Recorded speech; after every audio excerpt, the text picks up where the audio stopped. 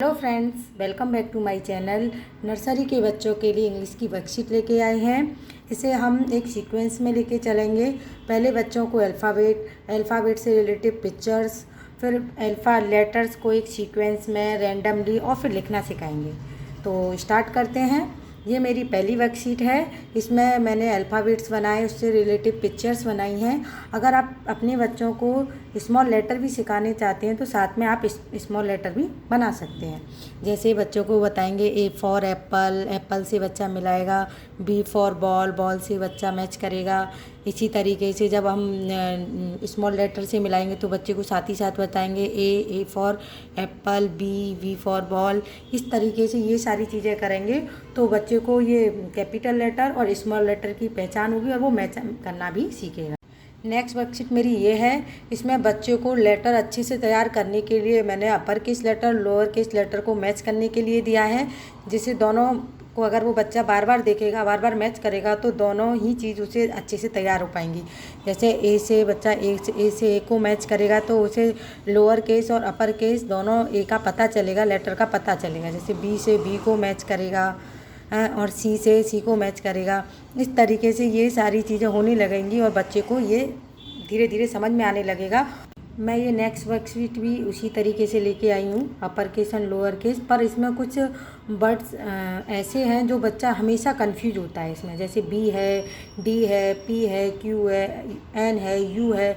जब ये lower case में जाते हैं तो पी और क्यू सेम से बनते हैं, बी और डी थोड़ा सेम होते हैं, तो बच्चा इनमें हमेशा कंफ्यूज होता है। तो इसीलिए ये सारी चीज़ें बच्चों को बार बार तैयार कराने के लिए या ये ऐसी वर्कशीट हमें बनानी चाहिए। तो जैसे बी को बी से मैच करेंगे, देखिए बी और डी सेम बने होते हैं तो बच्चा इसमें हमेशा कंफ्यूज होता है। आप देखिए पी को पी से मैच करेंगे, क्यू को क्यू से मैच करेंगे, और ये सारी चीज़ें बच्चा बार बार करेगा तो बच्चे को ये चीज़ें ना वो याद हो जाएंगी कि पी इस तरीके से बनता है, क्यू इस तरीके से बनता है, और ये सारी चीज़ें वो सीख जाएगा। नेक्स्ट वर्कशीट मेरी ये है। इस वर्कशीट में मैंने बच्चों के लिए सेम लेटर्स डाले हैं। इसमें बच्चा एक दूसरे एच से एच को मैच करेगा, एक लेटर से दूसरे लेटर को, उसी लेटर को मैच करना है। इधर मैंने स्मॉल लेटर भी डाले हैं जिससे बच्चे को कैपिटल लेटर और स्मॉल लेटर पहचानना आए और वो उन लेटरों की उसको अच्छे से पहचान हो पाए।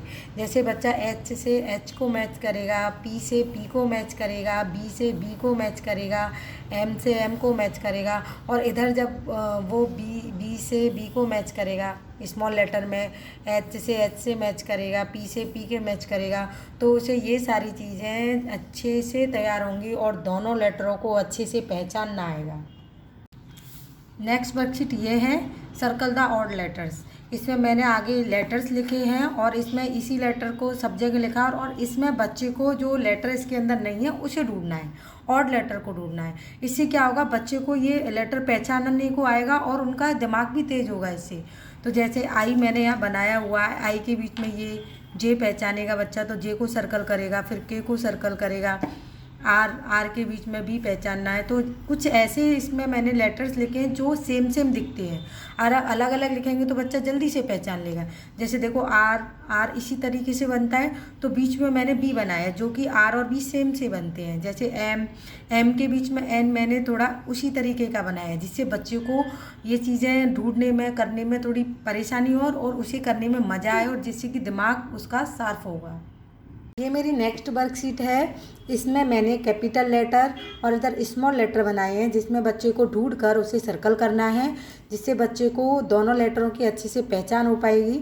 जैसे मैंने यहाँ ए बनाया है, ए यहाँ पर स्मॉल ए बच्चे को सर्च करना है, ढूंढना है। जब वो ढूंढ के उसे सर्कल करेगा तो उसे ये लेटर अच्छे से तैयार हो जाएंगे। जैसे ए बी है यहाँ पर ये बी पड़ेगा, एन पड़ेगा, फिर यहाँ आके ये बी आएगा, तब जाके उसे ये और भी लेटर तैयार होते जाएंगे। जैसे सी है, सी को बच्चा ढूंढ के सर्कल करेगा, डी है, डी को ढूंढ के सर्कल करेगा, ई है, ई को ढूंढ के सर्कल करेगा। तो ये सारी चीज़ें उसे कैपिटल लेटर और स्मॉल लेटर दोनों अच्छे से तैयार हो जाएंगे।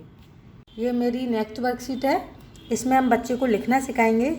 इससे पहले हम बच्चे को ये sleeping line, standing line, curve, ये सारी चीज़ें सिखा चुके होते हैं, तो बच्चे को ये चीज़ें जल्दी से और अच्छे से कर पाता है। ये पहले ये डॉट्स बने हुए हैं, इस पर बच्चे को पेंसिल से पकड़ के ये सारी चीज़ें करना सिखाएंगे और बच्चा बनाएगा। फिर यहाँ पर डॉट्स पर बनाएगा, फिर ये सारी चीज़ें जब बच्चा बनाने लगेगा तो वो हम 3 केवल डॉट बना देंगे तो बच्चा उस पर डॉट्स पर ये बनाएगा और उसे ये सारी चीज़ें करने में ये शब्द बनाना सीख जाएगा, अल्फ़ाबेट लिखना सीख जाएगा, वो अच्छे से लिखने भी लगेगा। ऐसे ही ये बी बनाएंगे तो बच्चे को बी डॉट्स करेंगे, डॉट में बच्चा बनाएगा बार बार। थोड़ा बी बनाने में बच्चा टाइम लेता है क्योंकि सर्कल को बनाने में बच्चे को बहुत प्रॉब्लम होती है, कि मेरा बेटा ए तो बहुत जल्दी सीख गया और बी बनाने में बहुत टाइम ले लिया उसने। तो इस तरीके से हम डॉट्स पर बच्चे को बनाना सिखाएंगे और ये करेंगे तो ये सारी चीज़ें अल्फ़ाबेट या कोई भी नंबर्स है या कोई भी चीज़ है वो अच्छे से जल्दी से सीख पाए। जब वो लेटर बनाना सीख जाएगा तो हम उसे ये मिसिंग अपर केस लेटर देंगे, जिसमें से हम कुछ लेटर्स को हटा देंगे और बच्चे को पूरा सीक्वेंस करने के लिए देंगे। जैसे ए के बाद यहाँ बी बच्चा बनाएगा, उसे पता होगा यहाँ बी बनेगा, फिर यहाँ सी बनाएगा, यहाँ डी लिखा हुआ है, ई लिखा हुआ है, एफ लिखा हुआ है, यहाँ जी बनाएगा।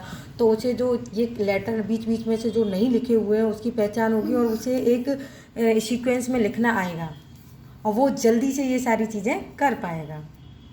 जय। ये मैंने रीयूजेबल वर्कशीट बनाई है, इसमें आप बच्चे को देंगे और ये सारी चीज़ें देखेगा तो बच्चे को अच्छा लगेगा, वो इस पर करवाएंगे। जैसे हमने यहाँ सीक्वेंस में अल्फ़ाबेट लिखने के लिए दे देंगे, जैसे ए बी सी, तो वो सीक्वेंस में भी लिखेगा। अगर आप सीक्वेंस में नहीं देंगे, बीच बीच में से इसमें से उसे हटा लेंगे, रैंडमली दे देंगे तो वो उसे और भी अच्छा लगेगा करने के लिए। और इसमें क्या है ना, ये बच्चे को बार बार हम उसे साफ करके लिखने के लिए देंगे और वो ये बार बार कर पाएगा। ये आप अल्फ़ाबेट के लिए, नंबर्स के लिए और भी चीज़ों के लिए यूज में आ सकती है। Thank you for watching the video. Please like and subscribe.